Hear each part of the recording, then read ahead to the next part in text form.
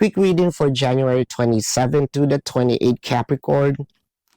We have the Nine of Swords, the Page of Swords, and the Nine of Wands.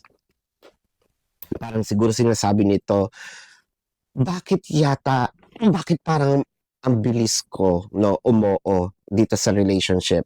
Siguro, meron dito nanghihinayang or wanted to back off or, bawiin yung kanyang sinabi na, ngayon parang nagsisisi siya eh.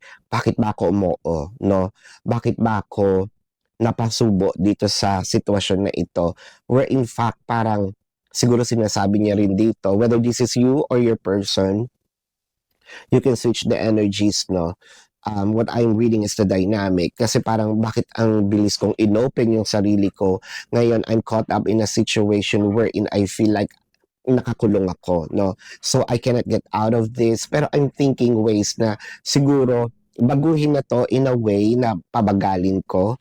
Yeah, but someone here is making reklamo na because of, what they found out, dun sa kanilang person. So this is your quick reading, Capricorn, for January the 27 to the 28. My name is Daphne, but spirit calls me back.